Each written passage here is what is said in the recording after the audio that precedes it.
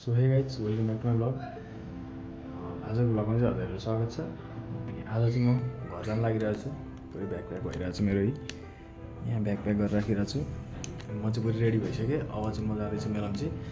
अनि अब चाहिँ मेरो सेमेस्टर पनि सक्यो। अनि 14 देखि चाहिँ बोर्ड इक्जाम छ। त्यसको लागि प्रिपरेसन पनि गर्छु भनेर टक्क झोलामा बुकसुक बोकेर म चाहिँ हिँडिसकेको छु। भोट पनि हाल्नु पऱ्यो गएर। भोट पनि हाल्नु छ अनि गएर पढ्नु पनि पर्छ। बोर्ड इक्जाम आइरहेछ। त्यही भएर आज चाहिँ म घर जान लागेको। अब चाहिँ टाइम भइसकेको छ 3-4 भइसक्यो। अब चाहिँ पठाउ बुक गरेर म त्यहाँ गएर गाडी चढेर अनि चाहिँ मेलम्ची जान्छु म। ल अब चाहिँ म रुमबाट निस्केको। सो गाइस म चाहिँ अहिले यहाँ घरमा बसिरहेको छु। म चाहिँ हिजो घर आएको अनि त्यस पछाडि अहिले चाहिँ म घरमा बसिरहेको छु। अघि भर्खर उठेको म। अनि अहिले चाहिँ मुख सुख रेडी भएर बसिरहेको छु। अनि त्यहाँनिर अहिले हाम्रो गाउँमा चाहिँ तारा पार्टी भन्ने चाहिँ अहिले यहाँनिर घर दैलो गर्न आउँदैछ अरे। भर्खर यतापट्टि एउटा मासतिर लाग्यो। त्यहाँ देखाएको थिएँ मैले माथि छतबाट। अनि अब हाम्रो घरतिर नि आउँछ एकछिनमा। अनि हेरौँ के कस्तो छ यतातिरको पार्टीहरूको माहौल। सो गाइस यहाँ चाहिँ अहिले आइसकेका छन् तारा पार्टीको। एकदम माहौल राम्रो छ गाउँमा चाहिँ। ल है हाम्रो नेता चाहिँ यहाँ हुनुहुन्छ है युवराज दुलाल।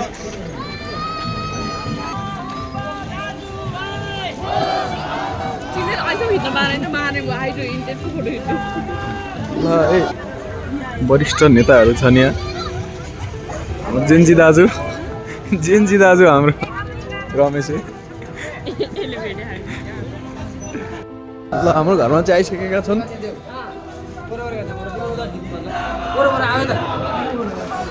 यहाँ चाहिँ हाम्रो नेता आउनु भइसकेको छ स्वागत गर्नलाई। ड्याडी यहाँ हुनुहुन्छ है एकदम।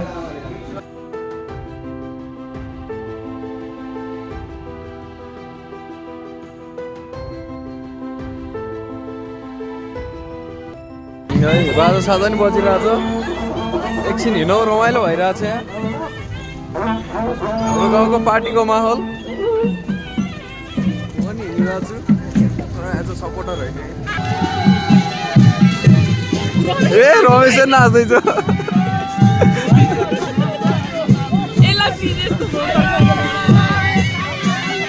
ल है ल ए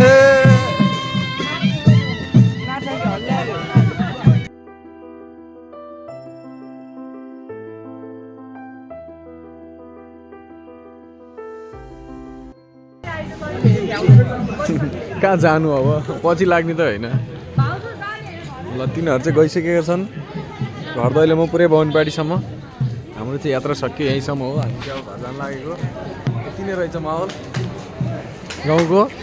सो गाइज म चाहिँ अहिले मन्दिरमा छु हाम्रो गाउँको मन्दिरमा पञ्चकन्या मन्दिर।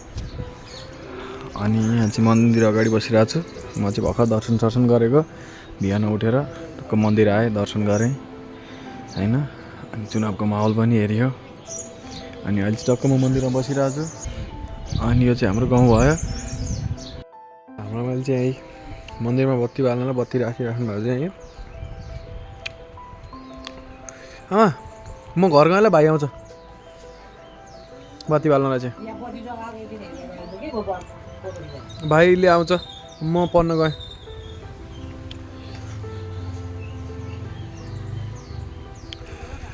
सो गाइस म चाहिँ अहिले फर्किन लागेको निस्किसकेको मन्दिरबाट। अब म घर जान्छु। यहाँ चाहिँ हाम्रो मन्दिरको सबभन्दा ठुलो पिपल रोड पनि छ। यस्तो छ मेरो गाउँ चाहिँ। बाटो चाहिँ यस्तो छ है। यहाँ चाहिँ यहाँ गएपछि चाहिँ पिच छ है। यहाँ चाहिँ हाम्रो गाउँको खेतहरू। हाम्रो खेत चाहिँ यता तलतिर छ। यहाँबाट चाहिँ राम्रोसँग देखिएन। सो गाइस म चाहिँ अहिले घरमा छु घरको टप फ्लोरमा। यहाँ घरबाट चाहिँ मर्निङ भ्यू चाहिँ यस्तो देखिन्छ है गाइज। यतापट्टि चाहिँ एउटा खोला छ हाइड्रो पावर छ त्यहाँ चाहिँ होइन। त्यही खोलाको पानी निकालेको हो इलेक्ट्रिसिटी चाहिँ यहाँको लागि। अनि यो चाहिँ हाम्रो मेलम्ची खोला भयो। अनि यो हाम्रो गाउँ हुनु तलको गाउँ। अनि यो चाहिँ हाम्रो नगरपालिका मेलम्ची नगरपालिका है। अनि यहाँ वार्ड कार्यालय छ है। वार्ड कार्यालय छेउमा नगरपालिकाको छेउमा छ मेरो घर चाहिँ। यो चाहिँ मेलम्ची खोला भयो। बाढी आएर पुरै यो साइडमा बगर जस्तो भएको चाहिँ यो बाढीले गर्दा हो, नत्र खोला निकै तल थियो। अहिले चाहिँ सानो छ खोला। यही खोलाको ओरिजिन पोइन्टबाट हो काठमाडौँमा पानी लगाएको चाहिँ यही खोला हो। यसको ओरिजिनबाट चाहिँ यस्तो छ हाम्रो गाउँ। यो चाहिँ म अहिले छतमा छु होइन, यस्तो छ गाउँ। अब अगाडिको भ्यू हेरौँ हाम्रो गाउँको। टक्क म चाहिँ छतमा बसिरहेको छु। यहाँ खेतीपाती नै हुन्छ हाम्रो छतमा। खो स्ट्रबेरी लगाएको रहेछ एउटा, यहाँ पाक्दैछ। फुल फुल्दै रहेछ स्ट्रबेरीहरू। खेतीपाती भइरहेछ। यो चाहिँ हाम्रो गाउँ। अनि यतातिर चाहिँ हाम्रो खेत छ। यहाँ खेतीपाती हुन्छ हाम्रो चाहिँ। यही हो खेत चाहिँ। यहाँ पर छ थुप्रो। अनि त्यो तलपट्टि छ नगरपालिकाभन्दा पछाडि। अनि यो चाहिँ गाउँको घरहरू। त्यति बाक्लो बस्ती त छैन, तर यो राम्रो छ। यही नै हो। सो गाइस, म चाहिँ अहिले यहाँ बसिरहेको छु पढ्नको लागि। पुरै सेटअप मिलिसक्यो मेरो। यहाँ छ copy, notes, book, theory of structure, pen, क्याल्सी सबै रेडी छ। पिसी पनि खुल्ला नै छ। अब चाहिँ म पढ्दैछु यहाँनिर पुरै सेटअपमा बसेर होइन। खानासाना पनि भइसक्यो। अब टक्क लगाएर पढ्नुपर्छ। अनि त्यस पछाडि दिउँसोतिर चाहिँ एकछिन फेरि निस्किनु पनि पर्छ कतै घुम्न जाउन। अहिलेलाई चाहिँ पढ्नुपर्छ है त।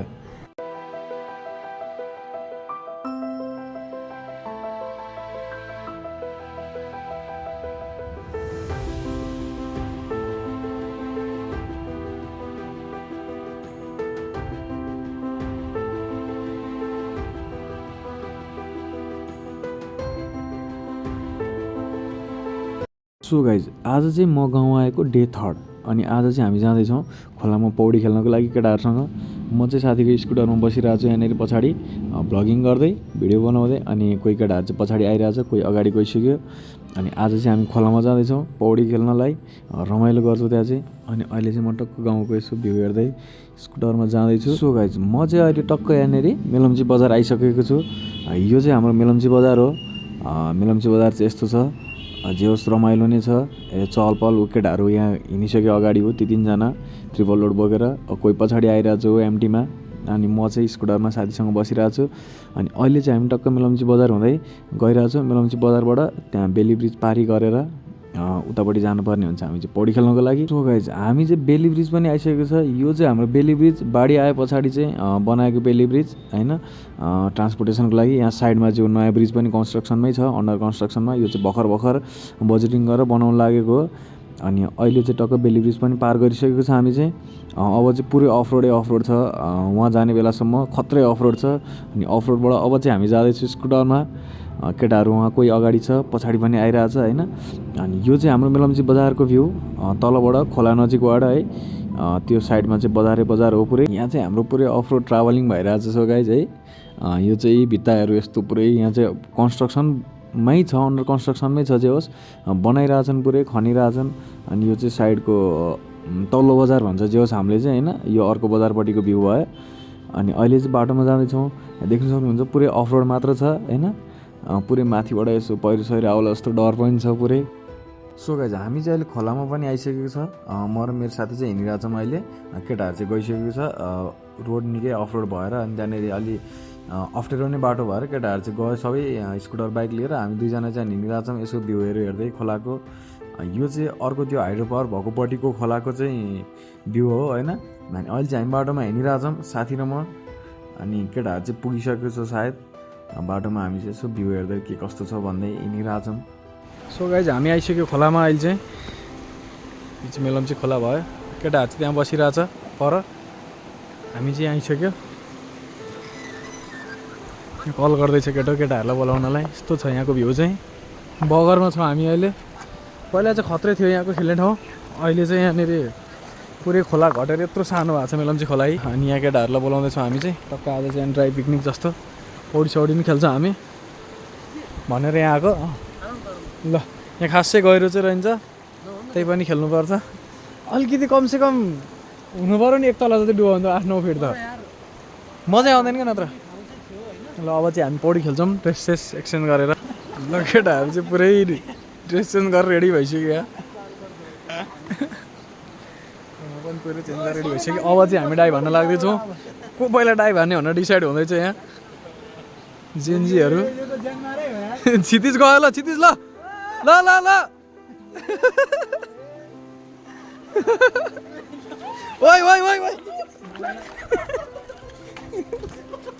यो त डुबेछ पानी छ्याप्न थाले ल डुबिसके केटाहरू अब चाहिँ हामी जान्छौँ म पनि जान्छु अब चाहिँ ल